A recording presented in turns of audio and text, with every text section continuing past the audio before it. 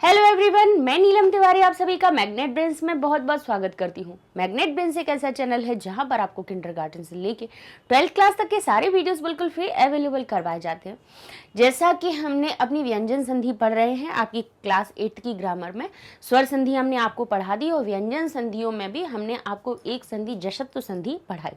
व्यंजन संधि क्यों पढ़ा रहे हैं, ऐसे कहने के लिए आपकी ग्रामर में वहाँ पे नहीं है ज़्यादा कुछ भी, थोड़ा बहुत थोड़ा सा दे दिया गया है, लेकिन आपके जो 15 पाठ हैं कहाँ पर आपकी पुस्तक में, वहाँ पर जो जो संधियों के उदाहरण आपके पास आए हैं आपके पाठों में, उनको हम उन संधियों को हम आपको बता रहे हैं कि भाई कौन कौन सी ऐसी संधियाँ होती हैं जिनके उदाहरण आपके पाठ में दिए गए हैं। तो उसमें से जशत्व संधि हमारी हो चुकी है व्यंजन संधि में, और जशत्व संधि में क्या किया था, हमने क्या बताया था कि यहाँ पर जो प्रथम वर्ण होता है वो अपने ही वर्ग के तीसरे अक्षर में परिवर्तित हो जाता है। अब आप कहेंगे प्रथम वर्ण कौन सा, तो व्यंजन संधि चल रही है तो हम व्यंजन की बात करेंगे कि क से लेके हा तक हमारी जो वर्णमाला होती है उसमें क से लेके हा तक सारे व्यंजन होते हैं। और क अब कहें तो हमारे पास फिर पहले शुरू का से शुरू होते हैं तो 5 वर्ग मिलते हैं, यानी 5 क्लासेस मिलती हैं। एक का वर्ग की क्लास मिलती है जिसमें कि 5 अक्षर होते हैं, दूसरी चा वर्ग की होती है, फिर टा वर्ग की आती है, ता वर्ग की आती है और पा वर्ग की आती है। तो यहाँ पर देखेंगे कि हर वर्ग का यानी 5 वर्ग हुए जिनमें 5 अक्षर हुए, हर वर्ग का जो पहला अक्षर होता है वो अपने ही तीसरे वर्ण में परिवर्तित हो जाता है, जो कि क से ग बन जाता है, फिर कहते हैं चा हमारा जा में बन जाता है, ट हमारा डा में बन जाता है, त हमारा दा में बन जाता है और पा हमारा बा में बन जाता है, जिसको कि हमने अपने लास्ट वीडियो जशत्व संधि में सीखा। अब हम उसी की एक और संधि पर चलते हैं जिसको कहेंगे हम अनुनासिक संधि, जिसमें कि होता क्या है, इसको अनुनासिक संधि भी कहते हैं, जिसका सूत्र होता है यरो अनुनासिके अनुनासिको वा। यानी यहाँ पे यर जो वर्ण होते हैं, यर वर्ण होंगे, उनमें क्या होगा, अनुनासिक होने पर, यर के बाद अनुनासिक होने पर यर वर्ण के का अनुनासिक होने के साथ में अनुनासिक हो जाएगा। अब क्या होगा यर वर्ण, तो यहाँ पे इसका यर वर्ण देखिए, पहले यर समझा देते हैं फिर उसके बाद आगे चलेंगे। तो अपन कहाँ चलते हैं, यहाँ पे देखेंगे तो यहाँ से शुरू हो रहा है हमारा, कहाँ से, यहाँ से, ठीक है। तो यहाँ से हा को छोड़ दीजिए अकेले, तो यहाँ से या से शुरू करेंगे तो य व र ल, ठीक है। फिर यहाँ से इंग म इंग हमारा य म इंग न, पंचम वर्ण आ गया। फिर झभ झभय, झभय में देखिए झ भ आ गया यानी चौथा अक्षर आ गया। फिर घ ढ धश, इसमें घ आ गया, ढ आ गया, ध आ गया, यानी चतुर्थ हो गए।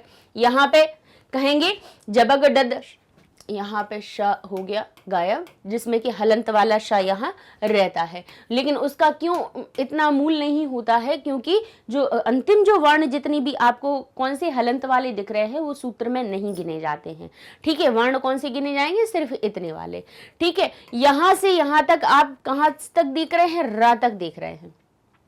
कहाँ से, यर में अब कौन कौन से आए, य से लेके रा तक, जिसमें केवल क्या छूटा, हर वर्ग का पहला अक्षर आ गया, पहला अक्षर यहाँ से आ गया, कचट तप मिल गए, फिर हमारे खवा चठत मिल गए यानी दूसरे अक्षर मिल गए, फिर जबगढ़ दश में कौन से अपने तीसरे अक्षर मिल गए, फिर झवाई घड़ दश में यहाँ पे चतुर्थ अक्षर मिल गया, फिर यहाँ पे यम य म इंगा अणा नम, इनमें हमारे कौन से मिल गए, इसमें पंचम वर्ण मिल गया, और य र ल व ये हमारे कितने मिल गए, अंतिम अक्षर भी मिल गए हमारे, इस पर जिनको हम मृदु व्यंजन कहते हैं, ये भी मिल गए। अब इसमें छूटा क्या, सिर्फ हा छूट गया हमारा, क्या छूटा, हा, ठीक है, छोड़ दीजिए। तो अगर ऐसा कहा जाए कि का वर्ग, चा वर्ग, टा वर्ग, ता वर्ग, पा वर्ग, ठीक है, और उसके बाद कौन कौन से, य र ल और व, या और तीनों सा भी हैं हमारे, ठीक है। कौन सा है, श श स, ठीक है। हा को छोड़ दें तो का से लेके बस हा को छोड़ दिया गया, बाकी सारे हमारे व्यंजन यहाँ पे यर के अंदर आ गए। यर के अगर झल कहा जाता है तो झल में कौन कौन से आते हैं, झल में हमारे कौन से आते हैं, झल के अंतर्गत हमने जब सिखाया था ना झलाम जशंती जश संधि में, तो उसमें कौन से आते हैं, 1 2 3 4 और तीनों श और ह, ये आते हैं किसमें, हमारे झल वर्णों में, ठीक है, क्योंकि उसमें यारा अलावा छोड़ दिया जाता है और पंचम अक्षर छोड़ दिया जाता है। तो ये तो हमारा हो गया क्या, झल। लेकिन अब हम क्या कह रहे हैं, किस वर्ण की बात कर रहे हैं, यहाँ पे हर यर की कर रहे हैं। तो यर के अंदर देखा गया तो यहां से शुरू हुआ, शुरुआत से, और शुरुआत से लेके खत्म भी अंत पे हुआ, सिर्फ हा को छोड़ दिया गया दोनों तरफ। तो भाई छोड़ दीजिए। तो अब कितना सिंपल है, यदि यर का मतलब हा छोड़ दो सारे व्यंजन, ठीक है। अब यहीं से हम सूत्र को पकड़ते हैं और यहाँ पे देखेंगे लिखा है, यहाँ पे तो सिर्फ इतना बता रहे हैं कि किसी वर्ग के प्रथम वर्ण के पश्चात किसी वर्ग का पंचम वर्ग वर्ण आ जाए तो प्रथम वर्ण उसी वर्ग के पांचवें वर्ण में रूपांतरित हो जाता है। अब जैसा कि हम अभी पढ़ रहे थे कि हमारे पास ये था, अभी हम देखिए यर का मतलब अभी हमने आपको क्या समझा दिया, सारे व्यंजन किसको छोड़कर, हा को छोड़कर, ठीक है, या को छोड़कर। तो अगर हा को छोड़ दिया जाए तो यर के अंदर सारे हमारे क्या आ रहे हैं, सारे व्यंजन आ रहे हैं। और यरो अनुनासिके अनुनासिको सूत्र कहता है कि यर के बाद केवल वर्ण की बात नहीं, प्रथम वर्ण की बात नहीं हो रही है, हम पूरा बताएंगे आपको। आपके लिए जो बताया है वो इतना केवल आया है आपके पाठ में कि पहला अक्षर आया है, वो कहीं कहीं पे पांचवें, अपने ही वर्ग के पांचवें अक्षर में परिवर्तित हुआ है। लेकिन यहाँ पे हम आपको पूरा ही बता रहे हैं कि यर का मतलब है कि यर के बाद कोई भी अनुनासिक वर्ण आ जाए। अब आप कहेंगे अनुनासिक क्या होता है, अनुनासिक का अर्थ होता है जिसकी ध्वनि नाक से निकलती है। अनु यानी पीछे, कैसे, नाक से, नाक के पीछे से निकल रही है, अनुनासिका। तो नासिका शब्द नासिका से, नाक से निकल रहा है, इसीलिए उसको अनुनासिक कहा जाता है। तो अनुनासिक वर्ण कौन कौन से होते हैं, हर वर्ग का पांचवा अक्षर, इंगा, या, फिर हमारा होता है ण, फिर आता है न, और ये आता है म। इन सभी को बोल के देख लीजिए, ये सभी हमारे क्या हो जाएंगे, अनुनासिक आएंगे। तो कहते हैं यर के बाद कोई भी अनुनासिक वर्ण आ जाए तो ये जो यर है अपने ही वर्ग के पांचवें अक्षर में परिवर्तित हो जाएगा। तो क्या हो जाएगा, अब यर में इन्होंने कहा कि सारे यर को मत पढ़ो, यानी सारे व्यंजनों को मत पढ़ो, सिर्फ अभी इतना पढ़ने की आपको जरूरत है कि पहले वर्ण का ही नियम सीख लो। तो बोले ठीक है, पहले वर्ण का सीख ले रहे, जितना कि आपकी किताब में आया है उतना। तो इसमें हमारे पहला वर्ण कौन सा आ जाता है, हर वर्ग का कचटता पा जाते हैं। अब कह रहे हैं का के बाद इन पांचों में से कोई भी मिल जाएगा तो का वर्ग अपने ही पंचम अक्षर में परिवर्तित हो जाएगा। जरूरी नहीं है कि का के बाद इंगा ही मिले, का के बाद या लिखा होगा तब भी ये अपने ही पांचवें अक्षर में परिवर्तित होगा। का के बाद णा लिखा हो, कोई भी अनुनासिक लिखा हुआ हो तो ये हमारा इंगा में होगा। का के बाद ना भी होगा तब भी ये ऐसी में होगा। का के बाद माँ होगा तब भी ये अपने ही पंचम वर्ण में परिवर्तित होगा। ऐसे ही कहते हैं कि ये च भी कहता है कि च के बाद इन पांचों में से कोई भी लिखा हुआ हो, जरूरी नहीं है कि चा के बाद यहाँ ही आए, चा के बाद कोई भी अनुनासिक आ जाए, यर के बाद कोई भी अनुनासिक आ जाए तो वो अपने ही अनुनासिक में परिवर्तित हो जाता है। तो चा का अनुनासिक कौन सा है, चा वर्ग का अंतिम अक्षर अनुनासिक होता है या, तो च हमारा या में परिवर्तित हो जाएगा। ऐसा ही नियम टा के साथ चलता है कि ट जो हमारा है, टा के बाद कोई भी अनुनासिक आएगा तो ट अपना णा में बदल जाएगा, ता हमारा ना में बदल जाएगा और पा हमारा मा में बदल जाएगा।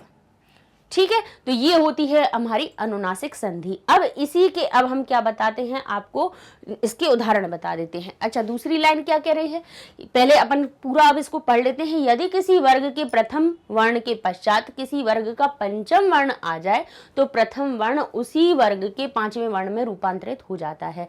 अर्थात पदांत व्यंजनेभ्यः लिखा हुआ है, अर्थात क्या लिखा है, पदांत व्यंजनेभ्यः यानी पद का अंत होने वाला व्यंजन अनुनासिक वर्णेषु, अनुनासिक वर्ण के परेषु पीछे रहने पर तस्य व्यंजनस्य उस व्यंजन के स्थान पर स्व कहते हैं स्ववर्गस्य अपने ही वर्ग के पंचमाक्षरम भवति, अपने ही वर्ग का पंचम अक्षर हो जाता है। इसी को हमने हिंदी में भी समझा दिया और आपको सूत्र से भी आपको समझा दिया। अब इसका देख लेते हैं, लिखा है वाक्मयम, क्या लिखा हुआ है, वाक्मयम।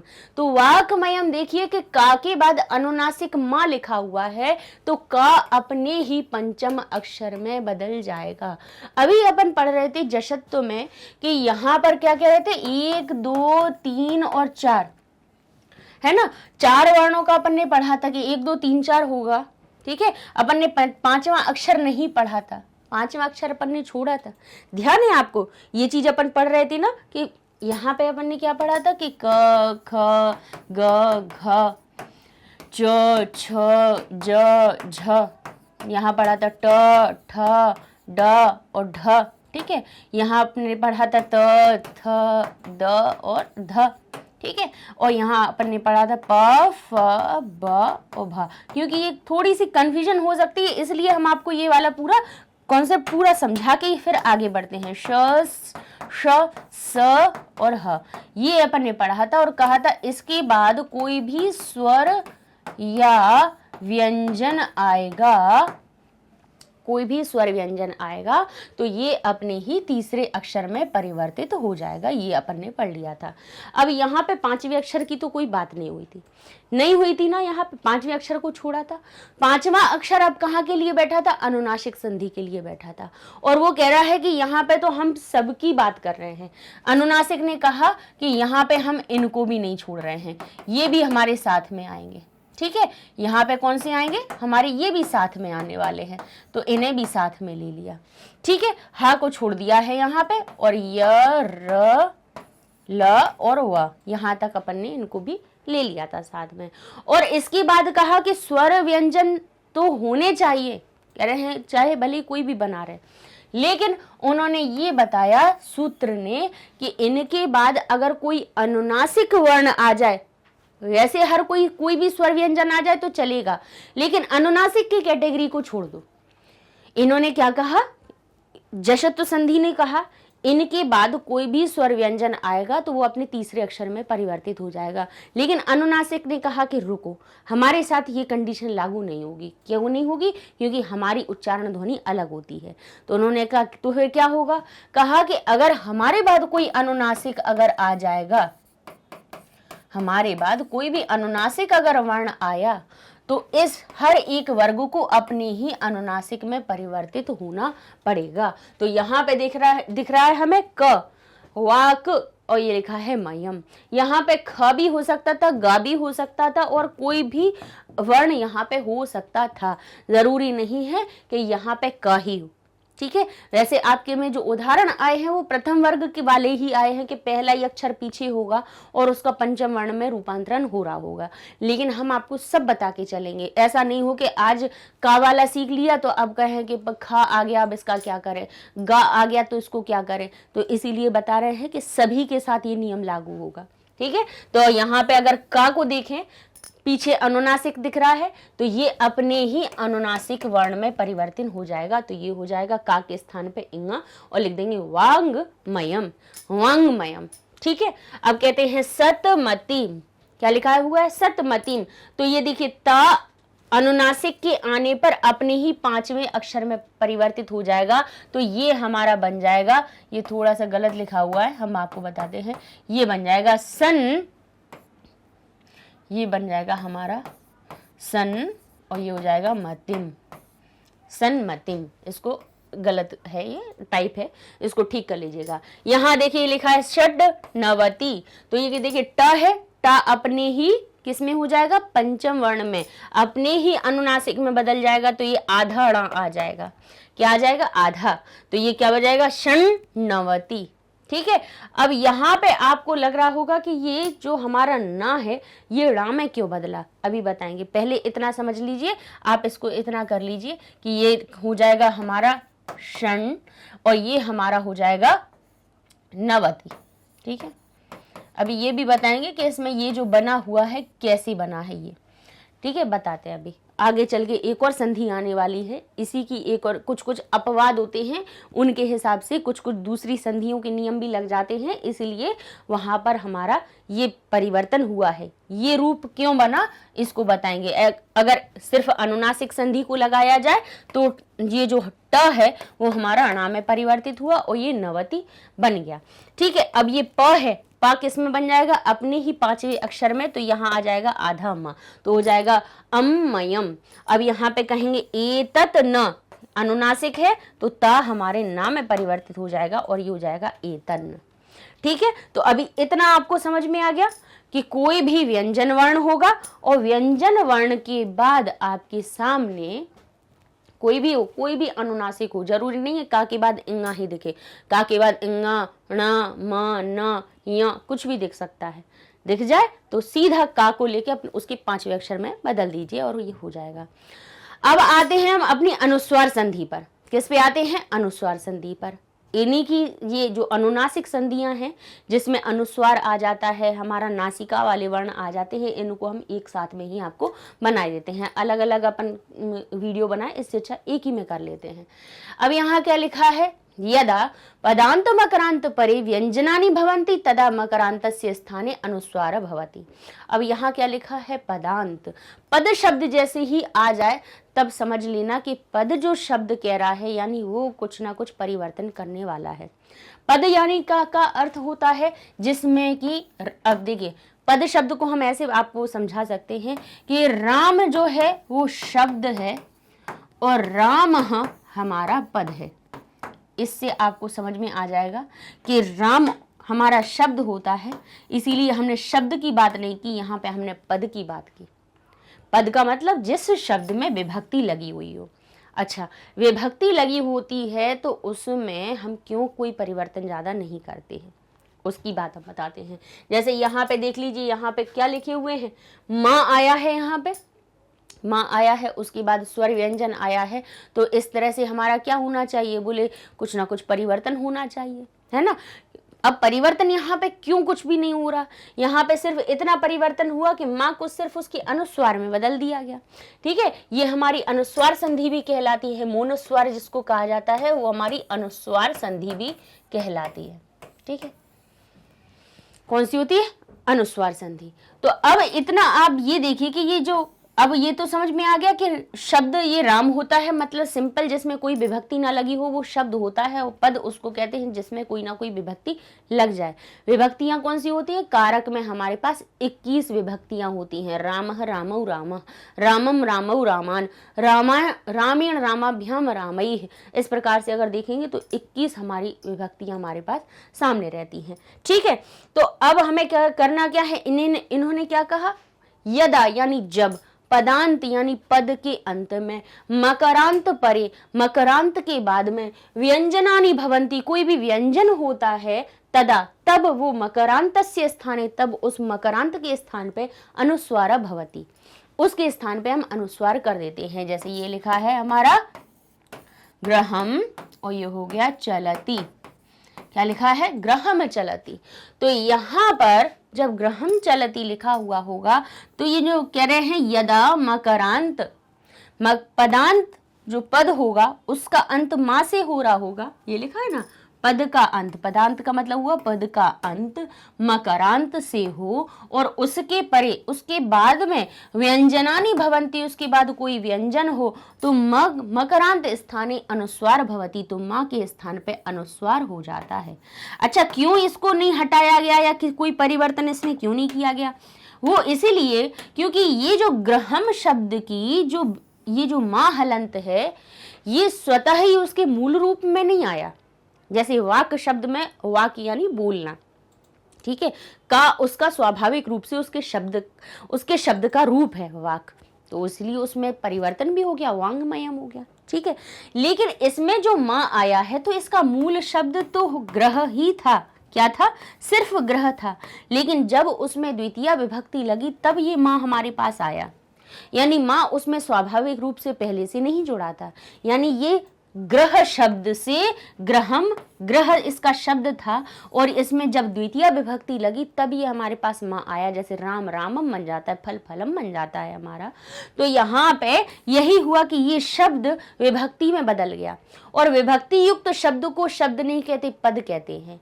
और अगर हम इस माँ में अगर कोई परिवर्तन कर देंगे तो इसकी विभक्ति का लोप हो जाएगा, यानी इसकी विभक्ति ही परिवर्तित हो जाएगी। लेकिन विभक्ति हमें नहीं हटानी है, क्योंकि उसमें विभक्ति, हर एक विभक्ति में उसका अपना अर्थ छुपा हुआ होता है। जैसे माँ लगने से इसमें द्वितीय विभक्ति लगने से इसका अर्थ बनना है घर को चलता है, घर को चलता है, यानी गृहम चलती। तो इसमें को का अर्थ गायब हो जाएगा अगर हम इस माँ में परिवर्तन कर देंगे।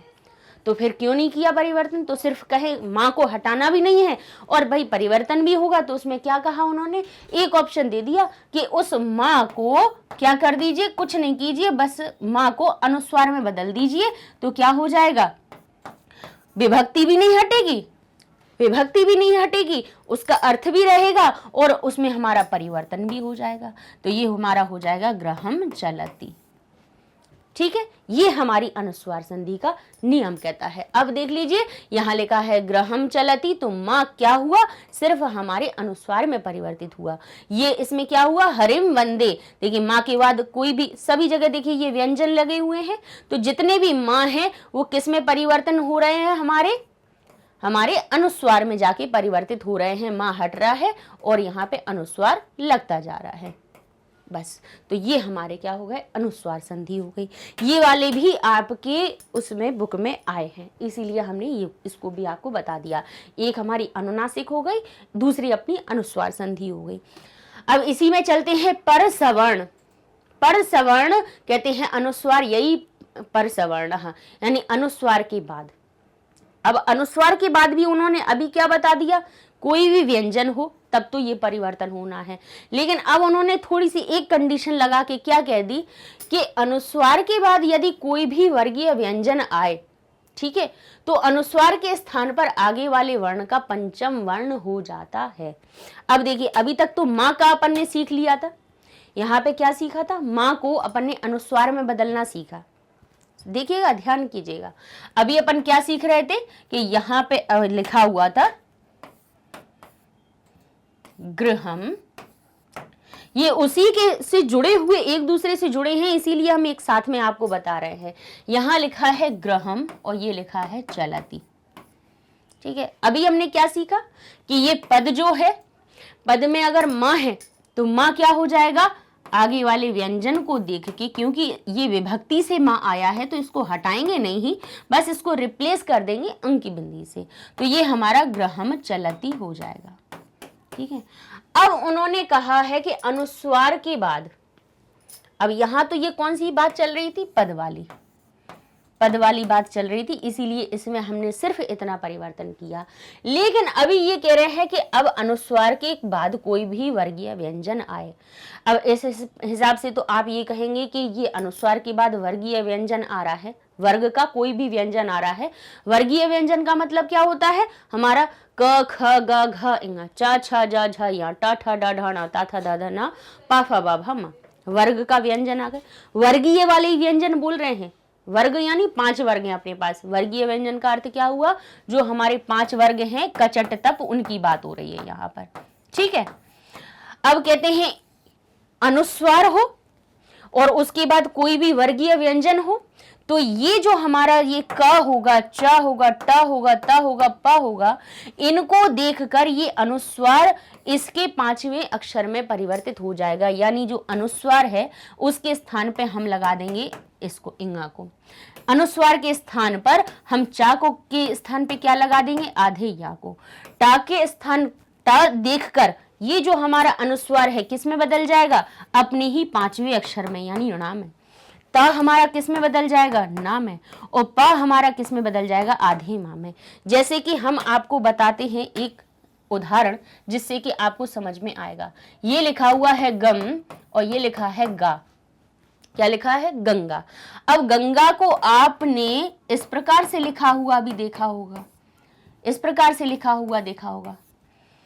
ये परिवर्तन क्यों हुआ, ये पर सवर्ण संधि से हुआ। क्यों हुआ, अनुस्वार के बाद वर्ग का कोई भी अक्षर आया तो ये अनुस्वार किस में परिवर्तित हुआ, इस वाले के पंचम वर्ण में। तो ये ग का पंचम वर्ण कौन सा होगा, क ख ग घ इंगा। तो यहाँ पे क्या बन जाएगा, ये हमारा इंगा बन जाएगा। तो ये अनुस्वार हटेगा और उसके स्थान पे ये इंगा आ गया। एक और उदाहरण देख लेते हैं। लिखा हुआ है जैसे झंडा।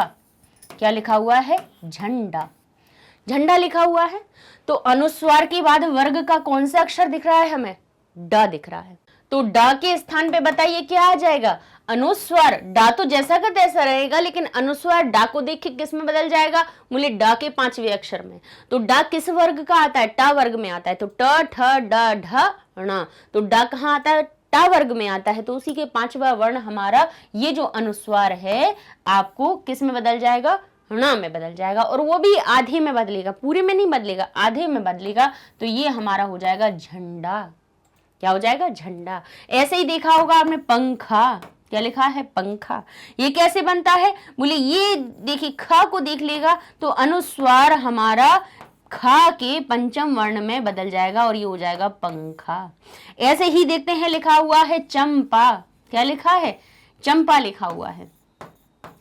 तो अनुस्वार ने आगे वाले अक्षर को देखा, ये पा वर्ग है ये तो अनुस्वार किस में बदल जाएगा? बोले पा के ही 5वें वर्ण में। तो पा का 5वां अक्षर कौन सा होता है? पा फा बा भा म। तो हमारा अनुस्वार बन जाएगा चंपा। ठीक है। तो ऐसे ही झंडा में देखिए आपको इस प्रकार से लिखा हुआ होगा शुद्ध। यही शुद्ध जो हमारा शब्द होता है वो ये झंडा होता है, ये चंपा होता है। अनुस्वार तो कहीं कहीं कंडीशंस में लिख देते हैं, लेकिन अगर शुद्ध शब्द कहा जाए तो वो यही होते हैं, है ना। हमारा गंगा, तो ये अब इसमें ये पता चलेगा ना कि भाई इसमें हमें जो ध्वनि बोलनी है वो कौन सी बोलेंगे हम। यहाँ पे गंगा यानी इंगा की ध्वनि आएगी, यहाँ पे अणा की ध्वनि आएगी। झंडा, यहाँ पे चंपा, यहाँ माँ की ध्वनि। कहाँ पे कहाँ पे ना की ध्वनि निकालनी है, कहाँ पे माँ की ध्वनि बोलना है, सबको हम जैसा ही बोलते हैं। गंगा, हमारा चंपा, सबको माँ हलंत जैसा बोलते हैं, लेकिन ऐसा नहीं होता है। हर एक अनुस्वार की ध्वनि अब 5 वर्गों के अक्षर के अनुसार ही निकाली जाती है। तो देखिए यहाँ पे यही बनना है अब यहाँ पे जो अनुस्वार है देखिए किसी पद में नहीं लगा हुआ है। अब क्योंकि जो हमारी अनुस्वार संधि थी वो पद बोल रही थी कि ग्रहम, यानी जो माँ हलंत है वो आगे वाले व्यंजन के हिसाब से किस में बदल जाएगी? ये हमारी अनुस्वार में बदल जाएगी। अब लेकिन फिर ये आपको मन में डाउट होता कि जब अनुस्वार में बदल रहा है और परसवर्ण कह रहा है कि अनुस्वार के बाद जो अगर च आएगा तो ये किस में बदलना चाहिए? इस प्रकार से तो इसको ये ऐसे ग्रहण चलती बनना चाहिए, क्योंकि अनुस्वार चा को देख के उसके 5वें वर्ण में बदल जाएगा। तो इस प्रकार से ग्रहण चलती ऐसा बनना चाहिए, पर नहीं बनेगा। क्यों नहीं बदलेगा? क्योंकि यहाँ पे ये जो अनुस्वार लगा है वो किसी पद में लगा हुआ है, यानी किसी विभक्ति से आया है, इसलिए। लेकिन अगर यहाँ पर देखेंगे आप तो यहाँ ये सम कुम इनमें कोई हमारी इनमें कोई विभक्ति नहीं लगी है तो फिर ये बदल जाएंगे। तो ये क्या हो जाएगा? अंकित। तो क्या बन जाएगा? हमारा ये जो अनुस्वार है ये किस में बदल जाएगा? इस प्रकार से ये बन जाएगा हमारा अंकित। ठीक है। अब कहेंगे संकल्प, तो हमारा स किस में बदल जाएगा? ये अनुस्वार किस में बदल जाएगा? का को देख के इसी के 5वें वर्ण में, तो ये हो जाएगा संकल्प। ठीक है। नी अलग से कहां से आ गया? संकल्प। अब ये कुंठित, अब ये ठ आ गया तो अनुस्वार किस में बदल जाएगा? आधे ण में, तो ये क्या बन जाएगा? कुंठित। अब यहाँ पे च लिखा हुआ है तो ये क्या बन जाएगा? अंचित, तो अंचित हो जाएगा। ठीक है। यानी यहाँ पर आपने देखा कि सारे जो देखिए अनुस्वार वर्ण थे आगे आने वाले वर्ग के अक्षर को देखकर, वर्गीय अक्षर को देखकर, वर्ग वाले अक्षरों को देखकर, बाकी यार अलावा की बात नहीं हो रही है, सा की बात नहीं हो रही है, वर्ग के अक्षरों को देखकर किस में बदल जाएगा? हमारे उसी वर्ग के 5वें वर्ण में बदल जाएगा। तो इस प्रकार से ये होती है हमारी परसवर्ण संधि। यानी जिन जिन संधियों के आपके उदाहरण आए हैं, एक हमारी कौन सी हुई थी? हमारी पहली हुई अनुनासिक संधि, अनुनासिक में बदले। फिर इसके बाद हमने पढ़ी अपनी अनुस्वार संधि, और इसके बाद हमने पढ़ी अपनी कौन सी? परसवर्ण संधि। ठीक है। ये भी हमारी अनुस्वार संधि ही होती है, लेकिन अनुस्वार में भी इसमें क्या होता है? परसवर्ण, यानी पर पीछे सवर्ण को देखकर इसका सूत्र जो होता है अनुस्वारस्य यई, यानी अनुस्वार के स्थान पर जो परसवर्ण होता है उसी के 5वें अक्षर में बदल जाता है। तो ये अनुस्वार संधि का ही एक भेद होता है। ठीक है, तो इस प्रकार से ये अपनी 3 संधियां हमने आपको इसमें करवा दी। नेक्स्ट वीडियो में 2 संधियां और हैं जिनके उदाहरण आपके बुक में आए थे। एक इष्टुत्व संधि है, एक इष्टुत्व संधि है।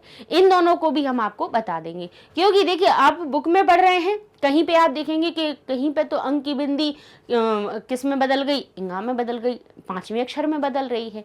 कहीं आप देखेंगे कि माँ हमारा अनुस्वार में बदल गया, कहीं आप कहेंगे अनुनासिक वर्ण में बदल गया। तो भाई ऐसा क्यों होता जा रहा है, ये सब परिवर्तन क्यों हो रहे हैं? तो ये हमारी ये जो 3 संधियां होती हैं, अनुनासिक, हमारी अनुस्वार और परसवर्ण, ये 3 जो संधियां होती हैं, इनकी वजह से ये परिवर्तन होते हैं, अनुनासिक वाले होते हैं।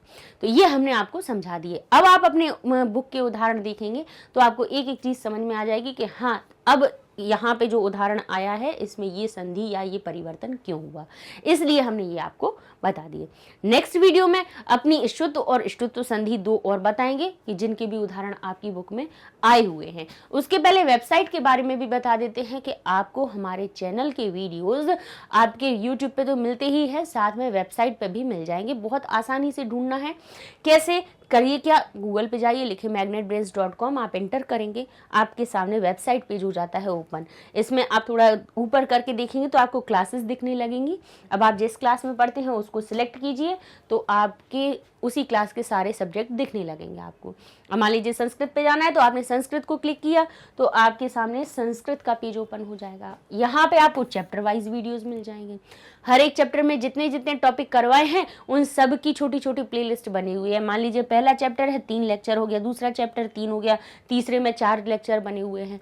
भाई अलग अलग पार्ट में क्यों बनाया, एक ही वीडियो में पूरा क्यों नहीं करवाया? एक बनाते, चैप्टर 1 का एक वीडियो बनाते तो 2 घंटे का बनता, उसी को टुकड़ों में बना दिया, है ना। और भाई इकट्ठा एक चीज एक बार में पढ़ाएंगे तो दिमाग से भी निकल जाएगी, इसलिए छोटी छोटी वीडियो में उनको अलग अलग कर देते हैं। ठीक है, तो अगर मान लीजिए आपने चैप्टर 1 ओपन किया तो आप करेंगे तो आपको ऐसे लिस्ट दिख जाएगी, 3 वीडियो के टॉपिक की दिख जाएगी। अब उसमें से जैसे फर्स्ट आपने सिलेक्ट किया तो आपके सामने पहला वीडियो ओपन हो जाएगा।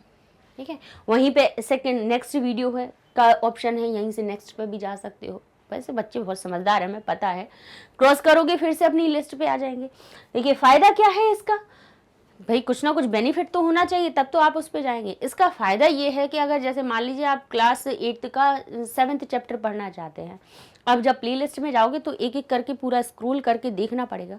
और उसमें भी जब पार्ट में मिलेगा कि अनुवाद पार्ट 1 है, पार्ट 2 है, अभ्यास है, तो उसमें आपको देखना पड़ेगा कि ऐसा तो नहीं कि अभ्यास का 2 वीडियो हैं, 3 वीडियो तो नहीं है।